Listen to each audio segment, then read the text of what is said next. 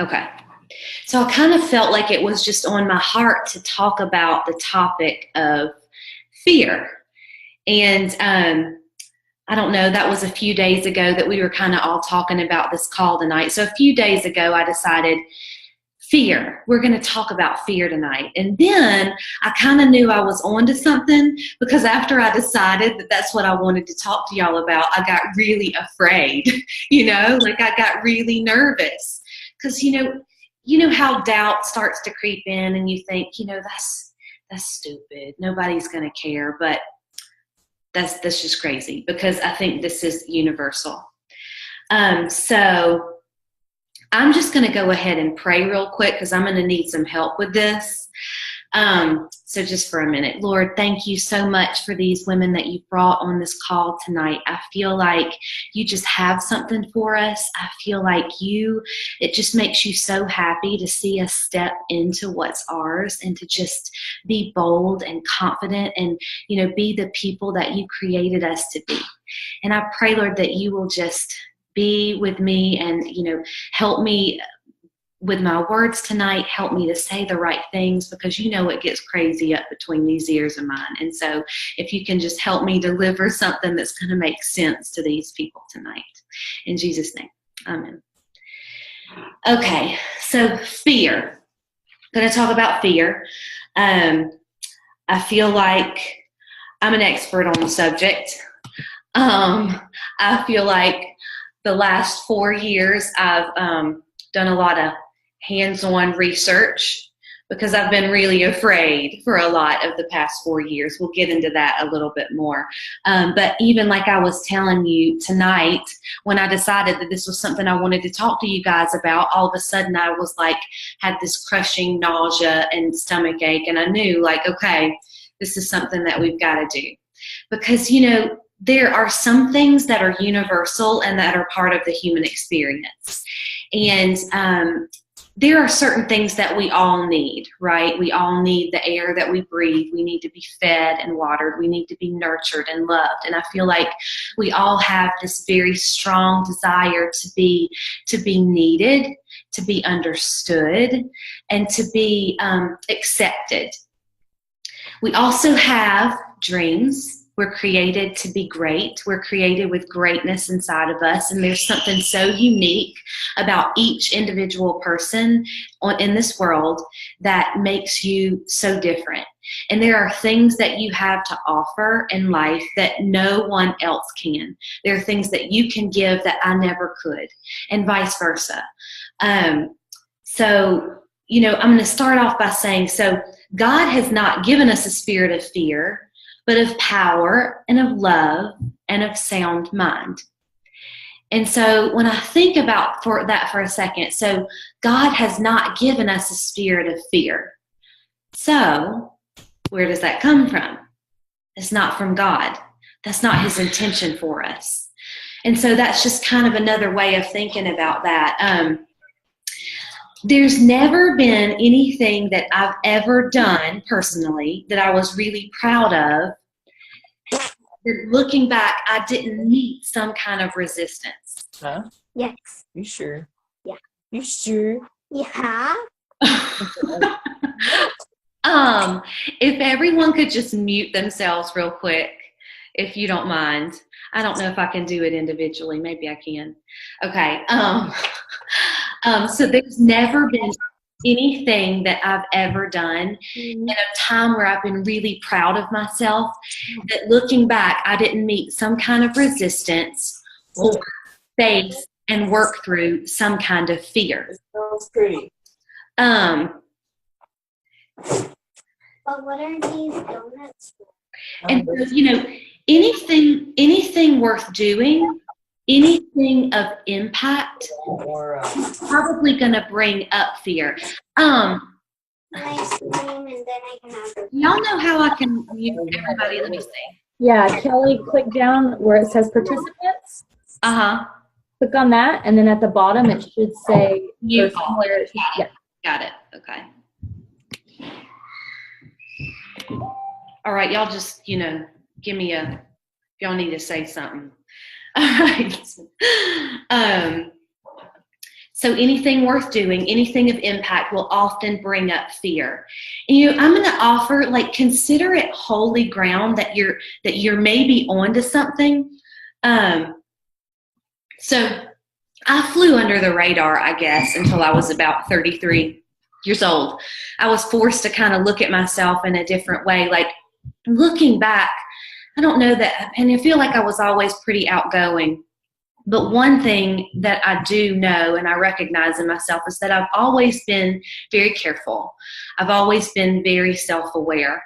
I've always been really concerned with what other people thought about me and the way that I was perceived. And so that's just another question to ask yourself. I heard Emily Roberts one time say, consider if you are a person who needs the approval of other people. Like, just think about that and think about the ways that that might hold you back.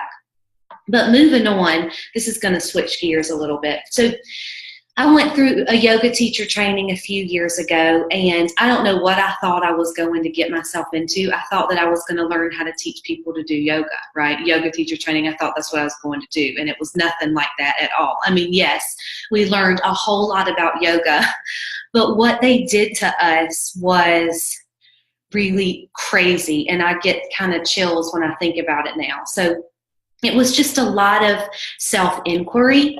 It was a lot of peeling back layers and exposing ourselves, and it was a lot of getting us to this place where we were able to be seen. And so that's another thing about fear and vulnerability. There's this kind of squirmy feeling around someone truly seeing and knowing you, allowing someone to truly see you. And so we did a lot of work around that, and I'm going to tell you it was pretty painful. We had a group of about 60 people, and we started out all strangers, or at least I was strangers to everyone. And individually, we would get called up at different times and doing some pretty intense work, talking about like shame and things in our life that caused shame. And so I don't know, I guess what I learned from going through some of that was, as every person would come to the front of the room at some point or another and expose this big bad side of themselves, like this thing that they didn't want to be seen. Because it was said to us, we all wear a mask. We all show people what we want, and then we kind of keep the rest to ourselves. So we were talking about like what's behind the mask. And so every person came up one by one, and they were sharing what they were so afraid of other people seeing. And my takeaway from that is, as every person came up and was exposing this really raw thing about themselves, every person, I was like, me too, me too, me too. Every single person, no matter what it was, and no matter if it was like an exact situation that I could relate to, there was nothing somebody could get up there and say that would make me have some kind of judgment about them. And that was not written down on my notes here. I don't know how I got there, but I'm reining it back in. But when we were doing all this work, and I would find myself at the front of the room and you would often get stuck up there. Like if you weren't getting the answer that the teacher wanted you to have, they would just kind of let you writhe up there, until you figured it out. And that feeling, have you ever felt yourself get small? Do y'all know what I'm talking about? Have you ever felt yourself shrink? Like, don't look at me, let's not draw any attention to that. So that's a real feel, like that's an energetic shift, okay? You can feel it. Other people can feel it. It's very apparent, okay? This energy, So if you've experienced that, other people can experience it too. So what I'm talking about tonight is like stepping into being unapologetic about who you are and being unapologetic about what you're passionate about. Because you know why? People invest in passion. People invest in enthusiasm, and they are drawn to confidence. Okay, y'all know that. We know that. A big personality, people are drawn to that. It's inspiring. So what I'm considering is like we get to a place where, you know, we have this passion, we have this goal. So we're, you know, going to draw our line in the sand and decide where we're going to stand and what our intentions are. So I was just thinking about this too, like, who thinks, and this is for Plexus and this is for Beyond Plexus. I meant to tell y'all that at the beginning. Who thinks that we have something of value to offer? All of us. Like, who of us would just want to push something on our family, on our friends, on the world that we didn't have confidence behind, that we didn't know had the power to make a real difference for someone? Nobody. Because we want to do life with these people again. We need to be able to, you know, face life with these people again. We want people to come back. We want something that we can stand behind. And so, you know, what we're doing here with Plexus, if you can think of it as a ministry. I mean, it's a health ministry because we're here for a lot more than helping people look good in their thong bikinis. Do you know what I'm saying? Like, we're helping people live better. And you know, when you're going to help people live better, when you're going to impact people's lives in a fundamental way, you're going to meet resistance, right? So just something to think about. You're on to something, you're going to meet resistance. So we find ourselves at this place where we have to stretch ourselves, and we do it again, and we do it again, because real growth, real influence doesn't exist within a comfort zone. And the comfort zone is like a place or a situation where you feel at ease. And you know, we can exist in the confines of our comfort zone for a long time. I know, I do it still, okay? And then finally, there's something about being in the comfort zone that doesn't feel so good anymore, because it doesn't feel like you're living your truth. I'm putting this on y'all. I need to be speaking. It doesn't feel like I'm living truthfully. So we have to remember our why. I think that's why we have to remember our why. That's why we hear our leaders so often reminding us, can you remember why you started this? And yes, it changes. But can you remember why you started this? Because you cannot be driven by your feelings. Your feelings will lie. Fear can tell us all kinds of crazy things, and it can be sneaky. Sometimes fear can keep us from doing things, but sometimes fear talks to us in a way that's confusing. It can say to us things like, I don't even want to do that. That's just stupid. What am I doing? I don't even like this. What am I, you know? Do you get that? Have you ever had those thoughts? And just consider when you start hearing those things rolling around in your head that there's something deeper there, and it's usually fear, or a fear of failure. So like, we're not always driven by feelings. It's kind of like being married. You know, when we get married and we commit to loving this person for the rest of, like, I'm going to commit. I'm making a choice. I'm going to love you. And like, how many of you can say amen when I say, you know, sometimes I don't love you right now. Okay. I don't love you right now, but that's not a bump in the road. A disappointment is not going to stop that commitment that we've made. We've set that goal. That's our destination. I'm married to you, and that's where I'm going. And it's the same as setting goals for ourselves, setting goals for our business. And so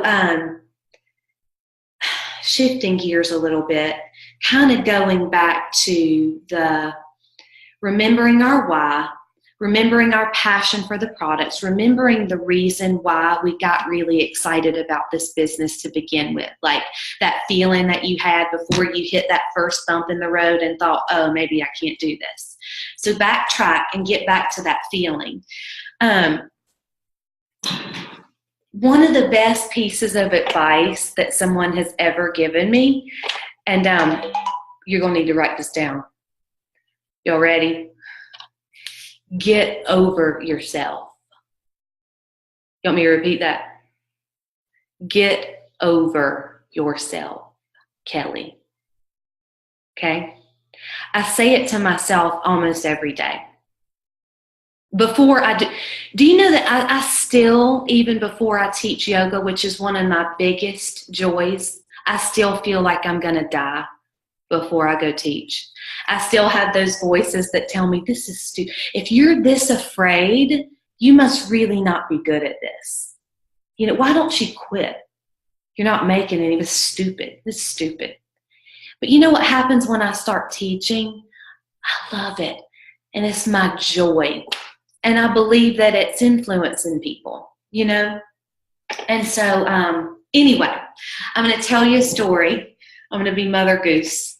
I'm going to tell you a story from a few weeks ago. Where are we? Where are we on time? Okay, 8:49. So I went to a concert a few weeks ago to see Michael Franti. And I don't know if any of you have ever seen him in concert, but he's so awesome to watch. He's just so free, and he, you know, is barefoot all the time, walking up and down the streets of Charleston, like seriously, just barefoot all the time. The cool things about his shows are that he makes his show about you and not about him. You know, he's through the crowd, and, you know, he's in the crowd more than he's actually on the stage. But another thing he does that's really cool is he always calls people up on stage with him, and I love to watch that. Well, he was singing that song, That's the Sound of Sunshine, you know, and he pulled this little girl up on the stage with him. Y'all, there must have been 20 or 40,000 people. He pulled this little girl up on the stage with him. She must have been 12 or 13 years old. She was all arms and legs and a mouth full of metal braces. Can you remember that age? I think back to myself, and I think it's almost painful to remember. Had that happened to me at that age, it doesn't matter what I was, it doesn't matter how much I love Michael Franti and how cool this would be, it would have killed me. It would have killed me, okay? This little girl got up on the stage. She had her cell phone in her hand. She got up next to him and had her cell, and she was just taping them. She was singing and dancing, and listen, she was having the time of her life. Do you know that was the best part of the show for me? And I'm going to tell you, she was the worst singer I have ever heard. Worst singer I've ever heard. But she was in it. Like, she was full on. And you know what I did? I bawled. I bawled. And I might start crying about it now. It was just such a sweet moment of just pure freedom and joy, and her just being herself. Even if she wasn't good at it, it didn't matter. It was my joy to watch her. And I had a conversation like a little prayer with God just right then. I was like, God, can you help my girls to have to be free like that, to have joy? Like, I don't want them to be too free, like, you know what I'm talking about, but let them be free like that. And I don't know, I'll never forget that. But allowing yourself to be seen is powerful, and it takes strength. And so another quick story, but it's not the same, but it's kind of different. I'm going to call this Pop and Lock, and y'all can write that down too. Pop and Lock, okay? Because you'll remember it. So my little girl had a gymnastics recital last weekend, she loves gymnastics. I love to watch her, but they have a little time where they do a floor routine and they do dancing, and she's 7 years old and she's on the team. So she's the youngest of, a lot of older kids. So the littles are just so proud to be there. They shrink back a little, but when it came time for Elaine at her practice to come do her routine, she came out and she was, there was a part like this, and she's kind of like this. And I was like, she got home. I was like, girl, let me tell you something. We pop and lock in this family. And so you're going to get out there and you're going to be big. You know what I'm saying? Like, it's big. You're in it. You know what I mean? Because that's fun. That's what people want to see. Be in the thing that you're doing. Okay, moving on. So 8:54. I'm getting there, you guys. The other thing is, do you know something that we come up against fear and we can avoid it and we can put it off and we can put it off. But have you ever noticed that it just keeps coming back? That same thing keeps coming back until you can work through it. And, as we step outside of our comfort zone and face these fears, when we get on the other side of that, what we realize is, or what I've realized all these times is, like, I didn't die. Nobody died. Like, we're all okay here. Everything's okay. And you do it again and again, and you realize you didn't die and nobody died. And then all of a sudden you've got this big old comfort zone, but we're always going to have fear. So we have to be driven by our why, not by our feelings. So I want you to think, are you passionate? And what are you passionate about? Are you committed? And what are you committed to? And thinking about Plexus, do you believe in Plexus? Has it made a difference for you? Have you seen it make a difference for other people? So I think that's all there is to ask. It's okay to be afraid, but fear doesn't make what we're doing wrong. Okay, so just because you're afraid, that doesn't make it wrong. It probably makes it really right. I wrote down, I think it was Brene Brown who wrote this, courage is to tell the story of who you are with your whole heart. And I just love that, because I know there have been times in recent months that people have asked me, like, oh, you're a nurse, right? Well, yeah, I'm a nurse, but I don't really work anymore. Oh, you don't work? And then there's this moment of, yeah, I don't work. I'm like an ambassador for Places, but it's not a real big deal. Have y'all ever done that? Why do we do that? Why do we hide? I don't know. I'm asking. I don't know. I don't know what makes me do that, but I really have to check myself. And so I really just try to narrow that gap between noticing these thoughts and my reaction. Like, you can feel the fear, but move through anyway and step into, like, yeah, I work for this company called Plexus. You're going to need to hear about this. I can't believe I hadn't talked to you about it yet. Do you have some time right now? Because I started kind of feeling like I'd done something, like, gosh, I'm cheating on Plexus if I can't be confident about it. So I think that's about 30 minutes. I just want to read one more thing to you, and then I'm going to open it up for questions. And if you need to hop off, I totally understand. But if anybody has something that they want to contribute, I'm just going to read this that I read from Maria Shriver. Okay. All right. There's an old saying, we teach what we ourselves most need to learn. Ain't that the truth? That's the only material I've got. I would add that we often hide from those things that are our greatest opportunities for growth. How often have you found yourself making excuses to not do something, even though if you were to really tap into your intuition, you knew it was the exact thing that you should be doing to take you to the next level? There's a reason that certain things or certain situations make us uncomfortable. We often retreat from the things that scare us the most. And why do they scare us? Marianne Williamson once wrote, "It is our light, not our darkness, that most frightens us." Have y'all heard that? I'll post that. If y'all haven't heard that, I'll post the whole thing. We all carry a certain amount of insecurity and self-doubt. And those fearful thoughts tend to rear their ugly heads when we're about to embark on anything new. Anyone who tells you that they've never had a thought like, "Who am I to be doing this?" or "I'm just not good enough," is lying through their pearly white veneers.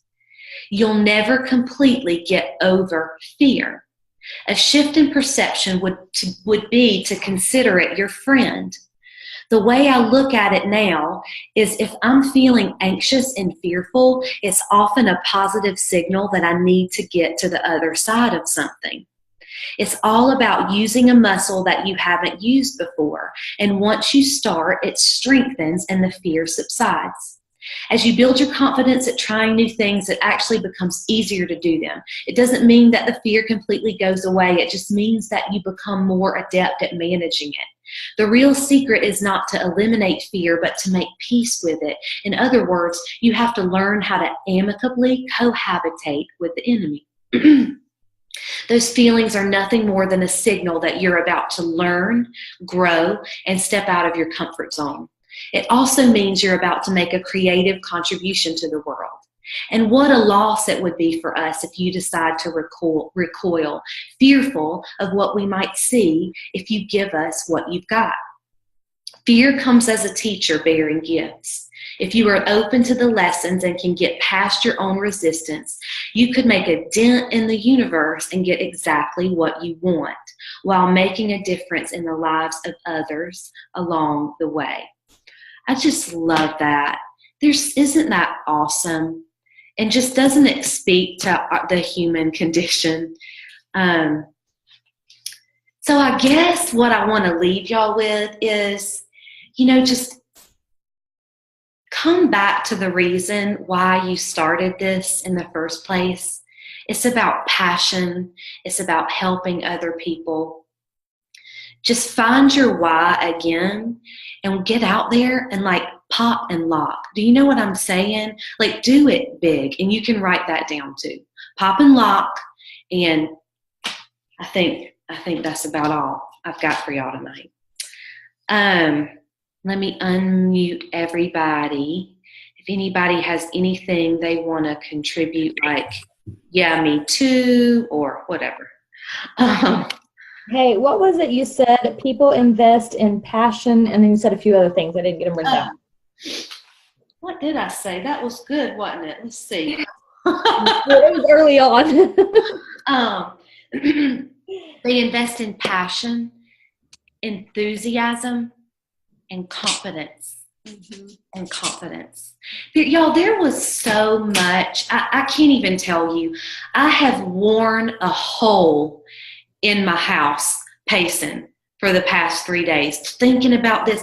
I've got 6 pages front and back of stuff that I have just written.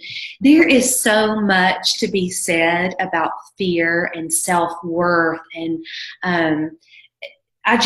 it's hard to, 30 minutes is, skimming the surface. I couldn't even filter through what I was supposed to say, but I don't know. It's just such a big thing, and it's something that is this is lifetime work. This isn't a one and done. This is, I'm going to do this today, and I will do it again tomorrow. I'm going to do it again the next day, So I just feel like it's so important to know that, you're not the only one. We're all afraid, and we're doing it. We're all doing it. Yeah. Anyway.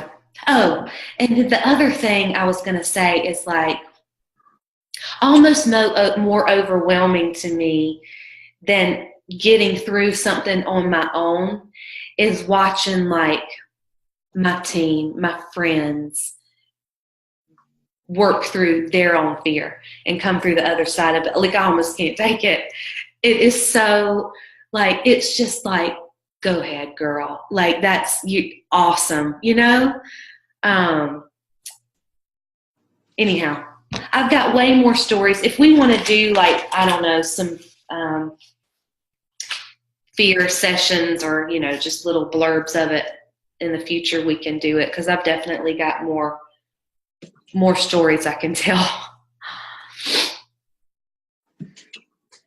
I love it. All right. Oh, I meant to unmute everybody. Hang on, because if somebody wanted to say something, they could. No, y'all have got yourself muted. Did anybody have any questions? Oh, you're a stay-at-home mom. Yeah.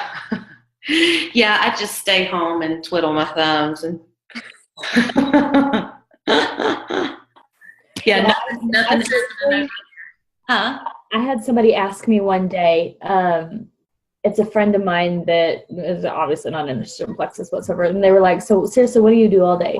Like, you take care of your house, your husband works out of town, you take care of the kid, like, seriously, what do you do all day? Wait, what? I'm like, okay, my husband's out of town, so that adds more to the list of my responsibilities, what I have to do. Mm-hmm. So I have my 5-year-old, or he's almost 5, he'll be 5 next month, is crying right now. He'll probably come bursting in here in a second. I said, that's a lot of work in itself. I was like, yeah, he's in school 3 days a week, but he's home from like, 3:30 till bedtime. That's a lot. I have my 10-month-old niece that I keep 3 days a week. I was like, plus a house I have to keep together because my husband's gone, plus doing this too. I'm like, it's a lot. It's a lot in itself. And then you throw this and Plexus into the mix and stuff. Like, it's a full-time job and more. What if they said, like, what do you do all day? And you were just like, nothing. Oh my gosh. Nothing. Yeah. Well, in the beginning, when me and this person started hanging out and talking like that and stuff, he was like, so how come some days you talk to me all day long and some days I don't hear from you? I'm like, it just depends on what's going on that day. It depends on my schedule that day. It depends on how the kids are acting that day. Like, it just depends. So, yeah, he was like, so what do you do all day? I'm like, no, dude. No, let's not have this conversation. I will trade jobs with you any day. Oh, I tell my husband that all the time. Like, you get to go to work. Like, I'm letting you go to work. Mm-hmm. Yeah, like me and my husband, we compare, because he's out of town all the time. So he was like, I would rather have your job so I get to stay home all the time. So I would rather have your job so I can leave. Your job. I'm like, we're not going to play the comparison game here because your job is equally as hard as mine, but there's two different aspects. So no, we're not doing that at all. I wanted to take a picture of everybody. Let me see. I took one. You did? Okay. I wanted drawing too, so don't forget. Oh, drawing. We have a drawing tonight. I forgot about that, Kristen. Yes, so what was everybody doing when you took the picture? Like this? Yeah, yeah, let me look at it. I'll look at everybody. Hey, Jess, I probably wasn't in that picture because I just got on. I'm so sorry. I missed it. And it sounds like it was an awesome call, too. It was recorded. No worries. It was recorded. Great. I love it. You made me cry. Oh, good. In a good way. It's okay. Good. It's funny when you put things. Yeah, it wasn't a good picture. Not a good picture at all. It's funny when you put things. There, you look pissed off. Like, when you think about that day at the concert, what I was going through there is like, you want certain things for your kids, right? You want them to be free but don't we want the same things for ourselves? Yeah. So just some food for thought. But it was awesome. All right. Well, if nobody has anything, then I think that we're gonna call it a night. Okay, let's just drawing really quick. Stop. Uh-huh. My dog keeps chewing on my hand. Okay, so for added ambassador, What is tripping me out? in a pain. Okay, so added ambassador, the 30th would be Erin Smith. I don't know if she's on the call or if she got off. So Erin Smith wins that $100. And Rachel Rogers, she's helping me with this, so it's not just me.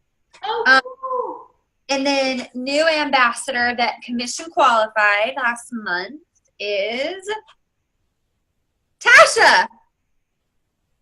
Wait, I have it switched. So Tasha, Oh my God. Tasha is the one that added the new ambassador, and then it was Erin Smith with the new ambassador who commission qualified. So that is Ooh, 2 Dublin girls. Look at that. 2 Dublin girls. fun, isn't she? that's awesome. So what do they win? Did they both win $100? Yes. Oh, Yes. Wow. So there was $100 for the new ambassadors that commission qualify in a pot, and then any person who added a new ambassador from the 22nd through the 30th. Okay. That's awesome. Yeah, and hey, I just wanted to say thank you guys for this past week and supporting me with my video. I really appreciate it. it was awesome. It was the fear, and then Kelly saying you didn't die. But did you feel better on the other side of it? Oh, I was like, why have I been so afraid? Really? Not that bad. You just hit send and run outside. Don't watch it. No, not at all.